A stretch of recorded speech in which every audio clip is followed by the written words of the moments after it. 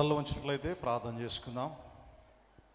మహాగణుడా, మహోన్నతుడా, పరిశుద్ధుడా, కృపగల తండ్రి, నీ బంగారు పాదములకు వందనాలు స్తోత్రములు చెల్లిస్తున్నాం నాయన. గత సంవత్సరం అంతా నీ రెక్కల నీళ్ళలో దాచుకొని మరొకసారి నీ సన్నిధిలో మేమందరం కూడా చేరి నేను స్తుతించుటకు, నేను గణపరచుటకు దేవా మాకు ఇచ్చినటువంటి భాగ్యమును బట్టి మీకు వందనాలు చెల్లిస్తున్నా. ఈ యొక్క సంవత్సరపు మొదటి పునరుద్ధారాధ రోజున తండ్రి, మీ యొక్క పరలోకపు వాక్యమును మాకు వినిపించమని సహాయం చేయమని, మేము సరి చేసుకుని నాయన నీ అందు స్థిరపడటకు బలపడటకు మాకు భాగ్యము దయచేయమని, వినగలిగే చెవులు గ్రహించే మనస్సు దేవ మాకు దయచేయమని, ఈ సంవత్సరం అంతా మీ వాక్యముతో మాతో మాట్లాడమని, నిలబడుతున్న దాసుని మీరు ఎత్తి పట్టుకొని నీ బోరగా శబ్దముగా వాడుకొని నీ పరిశుద్ధాత్మ ద్వారా నీ పరలోకపు స్వరమును మాకు వినిపించమని యేసునామమున నడుచున్నాము తండ్రి, ఆమేన్. ఒకసారి గట్టిగా రెండు చేతులు చెబుదాం హల్లెలూయా. గట్టిగా చప్పట్లు కొడుతూ చెబుదాం హల్లెలూయా. మీ అందరికీ మరి హృదయపూర్వకంగా ఈ నూతన సంవత్సర శుభాకాంక్షలు. ఈ సంవత్సరం అంతా దేవుడు మనల్ని, సంఘాన్ని దేవుడు ఆశీర్వదించును గాక. మంచిది. మరి ఈ నూతన సంవత్సరంలో ఒక చక్కని సందేశాన్ని మీ ఎదుట ఉంచాలని నేను ఆశిస్తూ ఉంటున్నాను. పరిశుద్ధ గ్రంథములో నుంచి ఒకసారి మీ గ్రంథాలు తెరిచి శ్రేష్టమైన కొన్ని మాటలు మనము ధ్యానించుకుందాం. ఇర్మియా గ్రంథం 23వ అధ్యాయము 28వ వచనం చదవండి. కల కనిన ప్రవక్త ఆ కలను చెప్పవలను, నా వాక్కు ఎవనికుండునో వాడు సత్యమును బట్టి నా మాట చెప్పవలను. ధాన్యముతో చెత్తకు ఏమి సంబంధం? ఇదే యెహోవా వాక్కు. చిన్న మాట ప్రార్థన చేసుకుందాం. పరిశుద్ధుడైన మా దేవ, సర్వశక్తివంతుడా, నన్ను మీ సిలువ చోటను మరుగు చేసుకొని మీరే మా అందరితో సూటిగా, తేటగా, స్పష్టంగా మాట్లాడండి. ప్రతి సంగతులు నాయన విశదీకరించి బయలుపరచమని, పరిశుద్ధాత్మ సహాయం ద్వారా ప్రతి హృదయంలో ఆ మాటలు ముద్ర వేయబట్టకు సహాయం చేయమని యేసు నామములో ప్రారంభిస్తున్నాము తండ్రి, ఆమేన్. దేవుని వాక్యంలో నేను ఈ నూతన సంవత్సరంలో దేవుని ప్రేరణను బట్టి చెత్తను తొలగించుకుందాం, వ్యర్థతను తొలగించుకుందాం. మన జీవితంలో గడిచిపోయిన సంవత్సరము గడిచిపోయింది, నూతన సంవత్సరమును దయాకిరీటంగా దేవుడు అనుగ్రహించాడు. గట్టిగా చప్పట్లు కొడుతూ దేవుని హల్లెలూయా. అయితే ఉదయము ధ్యానించిన అంశం ఏంటంటే, మనసుకు కలిగిన వ్యర్థతను ఎలా సరి చేసుకోవాలి. అయితే ఇక్కడ ఇప్పుడు మనం ధ్యానించే ఈ అంశం ఏంటంటే, మీరు గమనించండి, మన నోటి మాటలలో ఉన్నటువంటి వ్యర్థత. ఎందుకంటే నోటి మాటలను బట్టే ఒకని జీవమరణములు డిసైడ్ అవుతాయని వాక్యం సెలవిస్తుంది. అందుకే ఇక్కడ దేవుడు అంటాడు, నా సత్యమును బట్టి నా మాటలు పలకాలి. మనుషుల మాటలను దేవుడు చెత్తతో పోల్చాడు, దేవుని వాక్యాన్ని దేవుడు ధాన్యముతో పోల్చాడు. గట్టిగా చప్పట్లు కొడుతూ దేవుని స్తుతిద్దాం హల్లెలూయా. దేవుని మాటలు ధాన్యముతో పోల్చబడ్డాయి, మనుషులు పలికే వ్యర్థమైన మాటలు దేంతో పోల్చబడ్డాయి? చెత్తతో పోల్చబడ్డాయి. చాలామంది క్రైస్తవులే కానీ అన్ని చెత్త మాటలు మాట్లాడతారు, చెత్త సంభాషణలు చేస్తారు, వ్యర్థతతో కూడిన మాటలు ఎన్నో మాట్లాడుతూ ఉంటారు. ఈరోజు నేను తెలియజేస్తూ ఉంటున్నాను, నోరు మంచిదైతే ఊరే మంచిది అవుతుంది అని ఒక సామెత పెద్దలు చెప్పినట్టుగా, నీ కుటుంబం దీవించబడాలంటే, నీ యొక్క ఈ నూతన సంవత్సరంలో నీ యొక్క భవిష్యత్తు దీవెనకరంగా మారాలి అంటే, ముందు మన నోటిని మనం కాచుకోవాలని వాక్యం ద్వారా నేను తెలియజేస్తూ ఉంటున్నాను. ఎందుకంటేనండి, మీకు కొన్ని విషయాలు నేను జ్ఞాపకం చేస్తాను. మన వ్యర్థమైన సంభాషణలు మనల్ని ఎంతో నష్టపరుస్తాయి, మనల్ని ఎంతో ఆశీర్వాదానికి మనము అర్హులము కాకున్నట్లుగా చేస్తాయి. అందుకే మనం జాగ్రత్త పడాలి. మీరు ఒక్కసారి నేను ఒక మాట చూడండి, భక్తినే వ్యర్థం చేస్తాయంట. మన మాటలు దేన్ని వ్యర్థం చేస్తాయి? మీరు ఇంత భక్తి చేస్తున్నారు, మొత్తానికి వచ్చారు, దేవుని సన్నిధిలో కూర్చున్నారు, మరి దేవుని మందిరానికి కాస్త సమయం మీరు ఇచ్చారు, ఇది భక్తే కదా. ఈ భక్తిని కూడా మీ మాటలు ఏం చేస్తాయంట? వ్యర్థము చేస్తాయి. అందుకే చాలా జాగ్రత్తగా మీరు మాట్లాడాలి. భక్తిని నిర్వీర్యం చేసే ఈ నోటి వ్యర్థమైన మాటలు అది చాలా డేంజర్. ఎందుకంటే భక్తి ఈ జీవం విషయంలోనూ రాబో పరలోక సంబంధమైన జీవం విషయంలో అది ఎంతో ప్రయోజనకరమైనది. మరి అంత ప్రయోజనకరమైన భక్తిని ఈ వ్యర్థమైన మాటలు వ్యర్థం చేస్తున్నాయి అంటే మీరు ఆ మాటల విషయంలో ఖచ్చితంగా ఒడంబడిక చేసుకోవాల్సిందే. ఆనాడు యోబు అంటాడు, నా నోటితో నేను నిబంధన చేసేసుకుంటున్నా, నా నోటి మీద చేతిని ఉంచుకుంటాను. పరిశుద్ధ గ్రంథములో నుంచి యాకోబు పత్రిక 1వ అధ్యాయము 26వ వచనం చూడండి. మంచి విషయాలు కొన్ని నేను చెప్పి ముగిస్తా. నోటికి కళ్ళెము పెట్టుకొనక తన హృదయాన్ని మోసపరుచుకొనుచు భక్తి గలవాడినని అనుకున్న ఎడల వాని భక్తి వ్యర్థమే. ఎందుకు భక్తి వ్యర్థమైందంటే నోటికి కళ్ళెం పెట్టుకోనందువల్ల, ఇష్టం వచ్చినట్టుగా నోటికొచ్చిందల్లా మాట్లాడడం వల్ల, వ్యర్థత అనేది నోటిలో ఉండడం వల్ల భక్తి ఏమైపోయింది? వ్యర్థమైపోయింది. నిజమే, నువ్వు భక్తిపరురాలువే, భక్తిపరుడివే, ఎవరు కాదనట్లేదు. కానీ నీ నోరు అదుపులో ఉండకపోతే ఆ భక్తిని దేవుడు ఏం చేస్తాడు? వ్యర్థం చేసేస్తాడు. అంటే దాన్ని లెక్కలోకి తీసుకోడు. నీకున్న సమర్పణ, నువ్వు చేసే అర్పణలు, నువ్వు చేసేటువంటి కార్యాలు, నీ నోట్లో ఉన్నటువంటి మాటలను బట్టి ఏమైపోతాయంట? వ్యర్థమైపోతాయి, వ్యర్థమైపోతాయి. కొంతమంది మారినట్టే ఉంటారు కానీ వారి నోరు మారదు. మారినట్టే ఉంటారు కానీ వారి నోట్లో చాలా విషం ఉంటుంది, విషం ఉంటుంది. ఒకసారి ఏం జరిగిందంటే ఒక చిన్న కథ చెప్తా మీకు, బాగా వినండి. ఒకసారి ఒక సింహము, నక్క, కాకి 3 కలిసి స్నేహం చేస్తున్నాయంట. ఈ 3 కలిసి స్నేహం చేస్తూ ఉన్నప్పుడు గమనించండి, ఒకసారి ఈ కాకి, నక్క ఈ 2 కలిసి సింహానికి సలహా ఇచ్చాయంట. ఏమనంటే, దగ్గరలో ఎడారి ఉంది కదా రాజుగారు, అక్కడ ఒంటెలు తిరుగుతూ ఉంటాయి. మనం ఒక ఒంటె గనక, ఇది ఎండాకాలము, మీరు తిరిగి వేటాడలేరు, మరి మీరు వేటాడకపోతే మీతో పాటు ఉన్న మాకు కూడా ఆహారము దొరకదు. కాబట్టి ఎలాగోలా ఎడారిలోకి పోయి ఒక ఒంటెను మనం గనక వేటాడగలిగితే నెలంతటికి సరిపడా ఆహారము ఆ ఒంటె చాలా పెద్దగా ఉంటుంది కాబట్టి అది మనకిస్తుంది అంటే, సింహము వాటి మాట విని ఎడారిలోకి అడుగుపెట్టింది. ఎడారిలో నడుస్తూ ఉన్నాయి, 3 నడుస్తుంటే విపరీతంగా కాళ్ళు కాలుతూ ఉన్నాయి. అంత లోపల ఒక బలమైన ఒంటె అటువైపుగా వచ్చింది. ఆ సింహం వైపు చూసి, నీవు చాలా బలమైన మరి అడవికి రాజువే కానీ ఈ యొక్క ఎడారిలో నువ్వు నడవలేవు, నీ కాళ్ళు గాలిపోతున్నాయి, నా నక్క కాళ్ళు కూడా గాలిపోతున్నాయి అంటే, మరి నేను మీకు సహాయం చేస్తాను, నా మీదకి ఎక్కించుకుంటాను, మిమ్మల్ని అడవిలో దింపుతాను అని అన్నప్పుడు ఆ సింహం చలించిపోయి చాలా ప్రేమతో అది దాని భుజాన వెక్కి మొత్తానికి అడవిలో దించేసిన తర్వాత సింహము తన కల్మషాన్ని వదిలేసింది.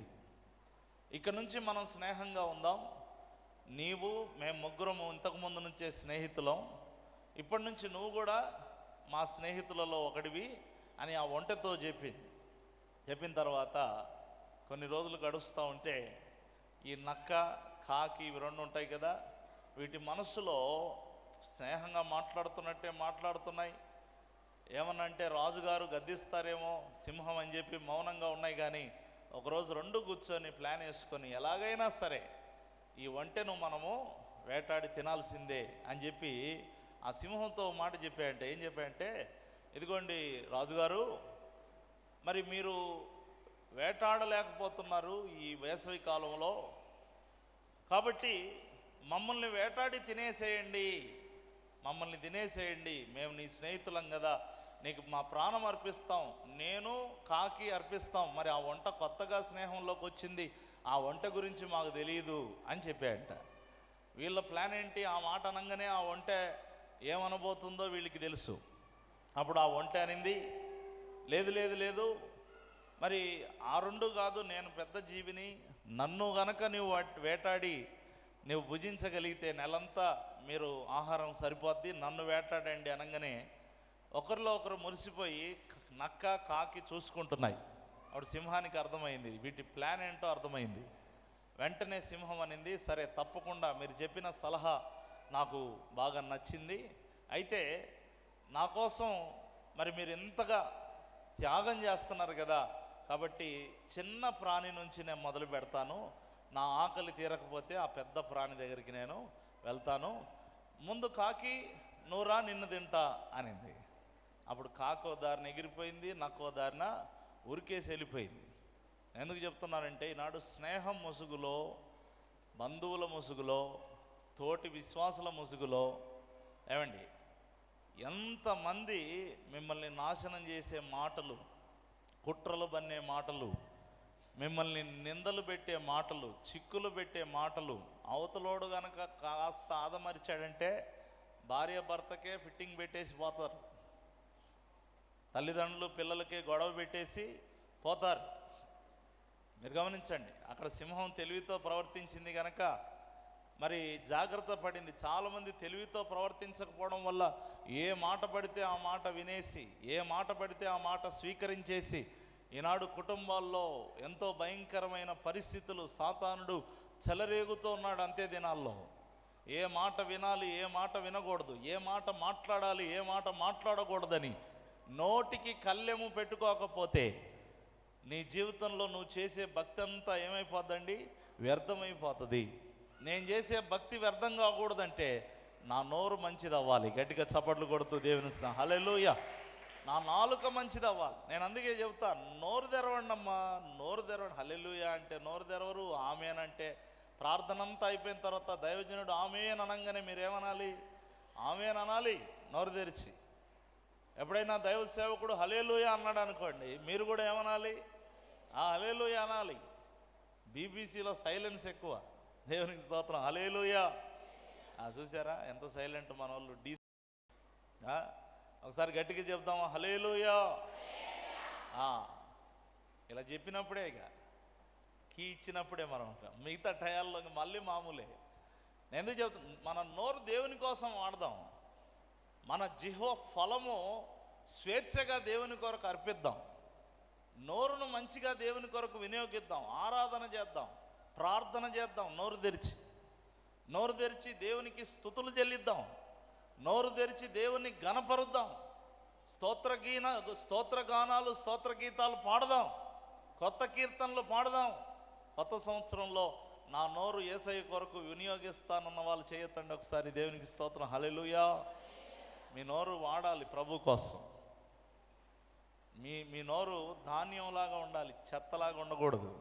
మీ నోరు చెత్తలాగా ఉండకూడదు. ఎలా ఉండాలి, ధాన్యంలాగా ఉండాలి. ప్రభువును ధ్యానించే మాటలు, సత్యమును బట్టి పలికే మాటలు, సువార్తను ప్రకటించే మాటలు, స్తుతించేటువంటి కీర్తనలు నీ నోట నుండి బయటికి వస్తే ఈ సంవత్సరం నీకు ఆశీర్వాదకరంగా ఉంటుందని ప్రభుపేట నేను తెలియజేస్తున్నాను. ఇంకొక వచనం నేను మీకు చూపిస్తాను, త్వరగా ముగించుకుందాం. యోబు గ్రంథం 15వ అధ్యాయము 3వ వచనాన్ని మనం చూద్దాం. వ్యర్థ సంభాషణ చేత వాద్యమాడదగునా, నిష్ప్రయోజనమైన మాటల చేత వాదింపదగునా, నీవు భయభక్తులను వ్యర్థము చేయుచున్నావు. చూసారా, ఇక్కడ కూడా అదే మాట ఉంది. అంటే వ్యర్థమైన మాటలు ఎవరైతే మాట్లాడతారో వారు దేన్ని వ్యర్థం చేస్తున్నారు, వారి భక్తిని వ్యర్థం చేస్తున్నారు. వారి భయభక్తులు ఏమైపోతున్నాయి, వ్యర్థమైపోతున్నాయి. నీకెంత భక్తి ఉన్నా నీ నోరు వ్యర్థమైన మాటలతో, వాదనలతో, ఏమండి రకరకాలైనటువంటి బూతు మాటలతో, చెడ్డ మాటలతో, కొండెములాడు మాటలతో, పనికిరాని మాటలతో, చెత్త వంటి మాటలతో నిండి ఉంటే నీవు చేసిన భయభక్తులు ఏమైపోద్దంట, వ్యర్థమైపోతుంది. నువ్వు ఎంతన్నా భక్తి చేయమ్మా, నీ జీవితంలో ఆశీర్వాదం ఎందుకు లేదో తెలుసా, నీ నోరు మంచిది కాదు. నీ కుటుంబీకుల దగ్గర, నీ భర్త దగ్గర, నీ భార్య దగ్గర, నీ వీధిలో ఉన్న వాళ్ళ దగ్గర నీ నోరు ఊరుకుండదు. కాబట్టి నీ జీవితంలో ఎంత భక్తి చేసినా బూడిదలో పోసిన పన్నీర్లాగా నీ భక్తి అంతా ఏమైపోతుంది, వ్యర్థమైపోతుంది. నువ్వు భక్తి చేస్తున్నావు కాదని ఎవరు అనట్లేదు. నువ్వు చేసే భక్తిని ఖచ్చితంగా 100 మార్కులు వేయచ్చు. కానీ మరి ఎందుకు ఆశీర్వాదం లేదయ్యా నా జీవితంలో? ఎందుకు ఆ ప్రభువు నన్ను ఆశీర్వదించట్లేదు? వాళ్ళు దీవించబడుతున్నారు, వీళ్ళు దీవించబడుతున్నారు, నా జీవితంలో ఎందుకు దీవెన లేదంటే, నీళ్ళ కొండకు చిల్లు పెట్టినట్టు నీ భక్తికి వ్యర్థత అనేటువంటిది వ్యర్థమైపోవడానికి గల కారణం నీ నోరే. ఎంతోమందిని బాధ పెట్టే మాటలు, కఠినమైన మాటలు, ఎంతోమందిని చిక్కులు పెట్టే మాటలు నీ నోట ఉండడం వల్ల నీవు చూపే భయభక్తులంతా ఏమైపోతుంది? వ్యర్థమైపోతుంది. ఈ సంవత్సరం దీవించబడాలనుకుంటే ముందు మీరు ఖచ్చితంగా తీర్మానం తీసుకోండి. యేసయ్యా, నా నోటిని నేను సరి చేసుకుంటాను, నా నోటిని నేను యోగ్యపరుచుకుంటాను, నా నాలుకను నేను చిక్కపెట్టుకొని మరి కళ్ళెం పెట్టుకొని నేను యోగ్యంగా మాట్లాడతాను, రఫ్గా మాట్లాడను, కఠినంగా మాట్లాడను, లేదా మరి ఇతరులను ఇబ్బంది కలిగించే విధంగా నేను మాట్లాడాను. మీరు తీర్మానం తీసుకోవాల్సిందే. తీసుకోను అని అంటే నీ భక్తి అంతా ఏమైపోద్ది? వ్యర్థమైపోద్ది. ఈ సంవత్సరం కూడా నీకు ఏ ఆశీర్వాదము ఉండదు. ఈ సంవత్సరమే కాదు, ఇంకా 100 ఏళ్ళు గడిచినా ఏమండి మనల్ని తీసుకెళ్ళి సమాధిలో పెట్టినా ఏ ఆశీర్వాదము ఉండదు. ఒక మాట కింద చదవండి. దేవుని గురించిన ధ్యానాన్ని కూడా హీనపరుస్తున్నా. నీ మాటల వలన నీ పాపము తెలియబడుచున్నది. నీ మాటల వలన నీ పాపము తెలియబడుచున్నది. ఈరోజు నీ మాటలు, నీ నోరు ఒకవేళ ఎలాంటిదో కనుక పరిశీలన చేసుకోండి. అందుకే నేను ఉదయం చెబుతూ ఒక మాట చెప్పాను. ప్రసంగి గ్రంథంలో ఏమని రాయబడి ఉంటుందంటే, నేను ఆలోచింపగా వ్యర్థమైనది ఒకటి నాకు కనపడాను. కొన్నిసార్లు మనకు ఆలోచించకపోతే ఇది వ్యర్థమైనది అని మనకు గ్రహించలేం. ఇది వ్యర్థమైనది కాదు, ఇది వ్యర్థము అని నేను అనుకోను అన్నట్టుగా ఒక భ్రమలో ముందుకెళ్తాం. కానీ ఎప్పుడైతే తీక్షణంగా దేవుని వెలుగులో కూర్చొని, దేవుని నడిపింపులో కూర్చొని, నాదే కరెక్టు, నాదే రైటు అనకుండా, ప్రభా నువ్వు చెప్పు, నేను ఆలోచిస్తా, నువ్వు చెప్పినట్టుగా వింటానని కొంచెం ఆలోచించడం మొదలు పెడితే, ఒకటి కాదు ఎన్నో నీ జీవితంలో వ్యర్థమైనవి దేవుడిని కళ్ళెదుట పెట్టి నిన్ను మారుస్తాడు. నమ్మిన వాళ్ళు చప్పట్లు కొడుతూ దేవుని స్తుతిద్దాం. హల్లెలూయ. ఎన్నో విషయాలు, ఇదిగో ఈ తప్పు ఉందమ్మా నీలో, ఈ పొరపాటు ఉంది నీలో, ఈ విధమైనటువంటి ఆ చేష్టలు నీ జీవితాన్ని పాడు చేస్తున్నాయి, ఈ నిర్ణయాలు నీ జీవితాన్ని పాడు చేస్తున్నాయి. దేవుడు బయలుపరిచి మనల్ని ఒక నూతన స్వభావంలోనికి దేవుడు నడిపిస్తాడు. కాబట్టి మొదటి నష్టం, ఎవడైనా నోటిని అదుపులో పెట్టుకోకపోతే వారు చేసే భక్తి వ్యర్థమవుతుంది అనేది మొదటి మాట. భక్తి వ్యర్థమవుతుంది. మీరందరూ నాతో పాటు చెప్పండి, నోరు బాగలేకపోతే, ఎంత గట్టిగా చెప్పారో, నోరు బాగలేకపోతే భక్తి వ్యర్థమైపోతుంది. నేను పలికిచ్చేది ఎందుకంటే మీరు గుర్తుపెట్టుకోవడానికి. రెండవది, నోరు వల్ల కష్టం వ్యర్థమవుతుంది. ఏం వ్యర్థమవుతుంది? కష్టం వ్యర్థమవుతుంది. చాలామంది వారు మంచి కష్టపడే గుణం ఉంటుంది, లేదా టాలెంట్ ఉంటుంది, లేదా మంచి జ్ఞానం ఉంటుంది, కానీ వారు వ్యర్థమైపోవడానికి గల కారణం ఏంటంటే వాళ్ళ నోరు మంచిది కాదు. మీరు చూసినట్లయితే పరిశుద్ధ గ్రంథంలో ప్రసంగి గ్రంథం 5వ అధ్యాయము 6వ వచనం చూడండి.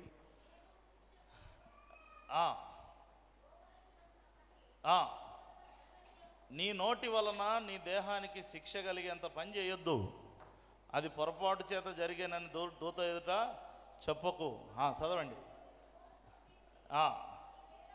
నీ కష్టమును వ్యర్థపరచుకొనేదవు అన్నాడు.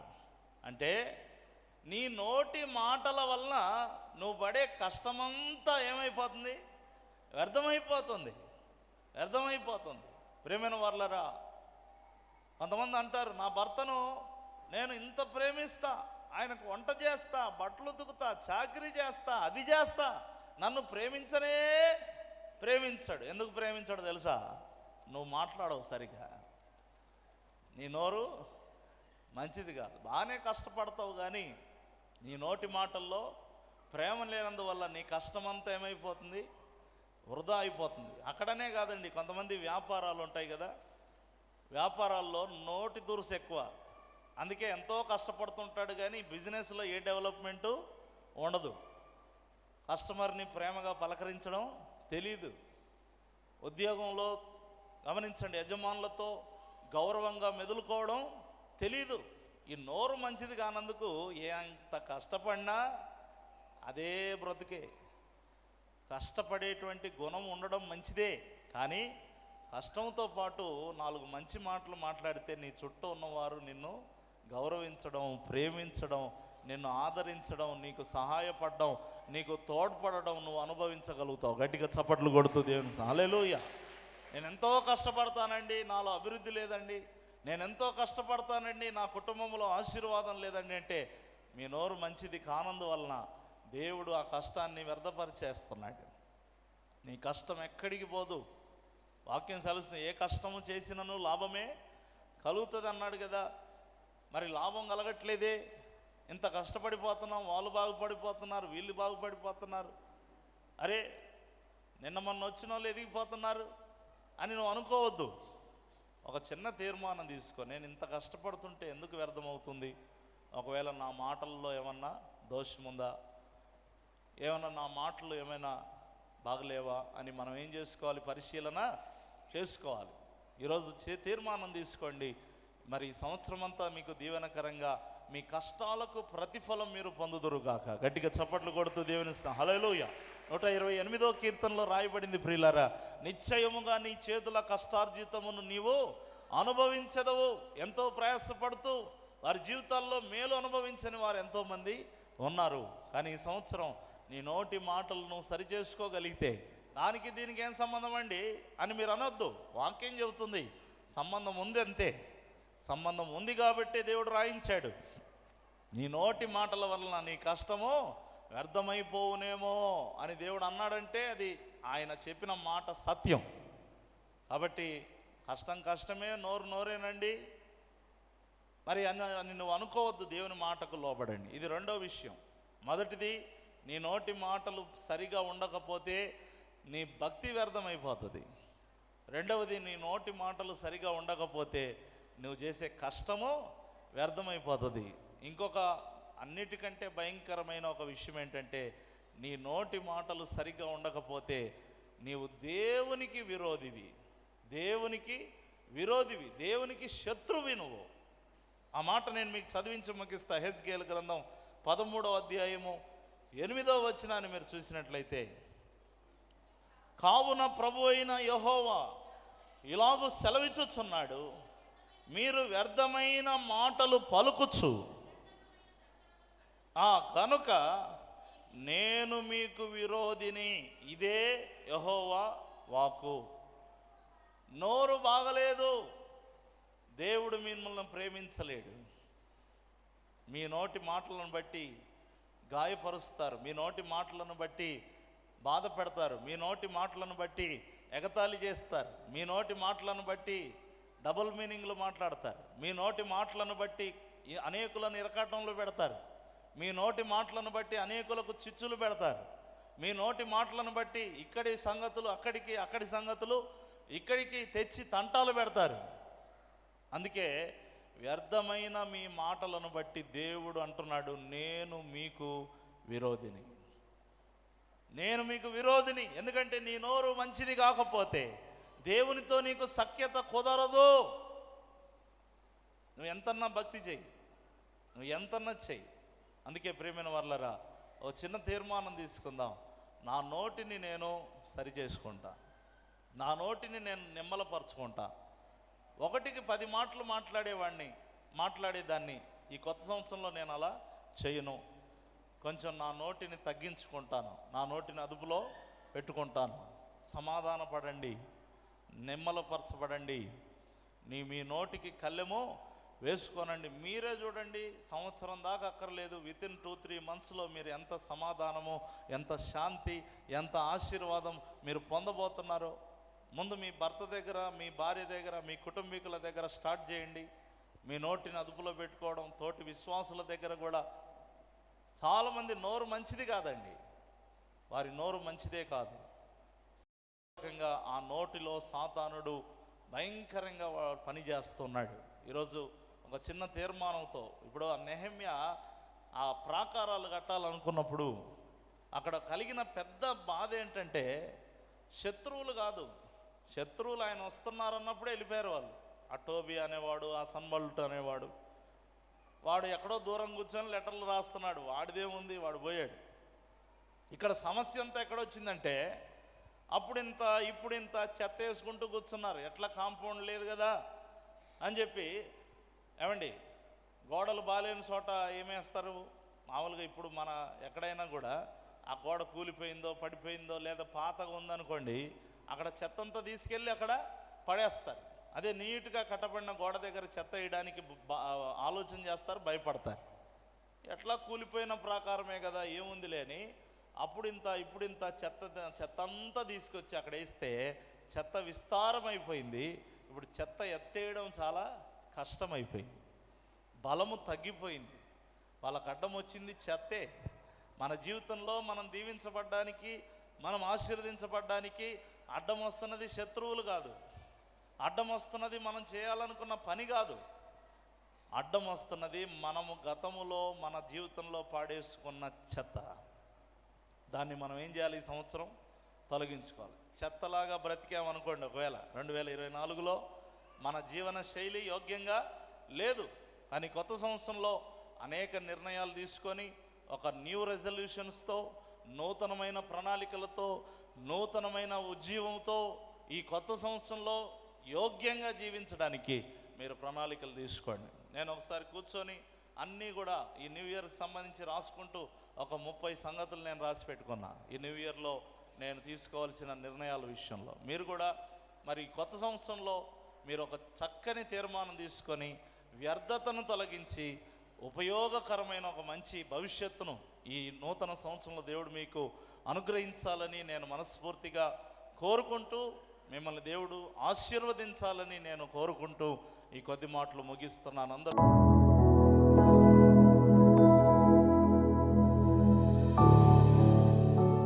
మోకరించినట్లయితే ప్రార్థన చేసుకుందామండి. ఒక్కసారి మనస్ఫూర్తిగా ప్రార్థన చేసుకుందాం. ప్రభు సన్నిధిలో మరి వ్యర్థతను నీ మనస్సులో కానీ నీ నోట కానీ ఉండకూడదని వాక్యం సెలవిస్తుంది. నీ నోట ఉండే వ్యర్థతను బట్టి నీవు చేసే భక్తి వ్యర్థమవుతుంది. నీ నోట ఉండే వ్యర్థతను బట్టి నువ్వు చేసే కష్టం వ్యర్థమవుతుంది. నీ నోట ఉండే వ్యర్థతను బట్టి దేవునికి నువ్వు విరోధి అయిపోతున్నావు. ఈరోజు ఒక చిన్న తీర్మానం తీసుకో. ఎలా పడితే అలా మాట్లాడేసే నీ నోరు దేవుని ఎదుట చక్కపరచబడును గాక. దేవుని సన్నిధిలో ఒక చిన్న తీర్మానం. వద్దు, కఠినంగా మాట్లాడే నోరొద్దు, ద్వంద్వపు మాటలు మాట్లాడే నోరొద్దు, కొండెములు పెట్టే నోరొద్దు. నీ నోరు ధాన్యంలాగా ఉండాలి, కానీ నీ నోరు చెత్తలాగా ఉండకూడదు. ధాన్యముతో చెత్తకు ఏమి పోలిక అన్నాడు, ఏమి సంబంధం అన్నాడు దేవుడు. సత్యమును బట్టి పలకాలని దేవుడు కోరాడు. ప్రేమను బట్టి మాట్లాడాలి. నీ మాటలు ఉప్పు వేసినట్టుగా ఉండాలి, క్షేమాభివృద్ధి కలిగించేవై ఉండాలి. ఒక చిన్న తీర్మానం తీసుకుందాం. నీ నోటి విషయంలో తీర్మానం తీసుకుందాం. వ్యర్థతను తొలగించుకుందాం.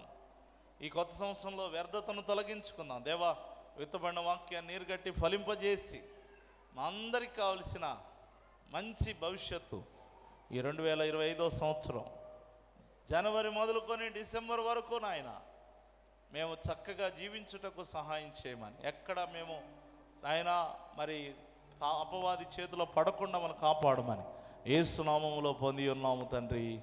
ఆమేన్, ఆమేన్, ఆమేన్.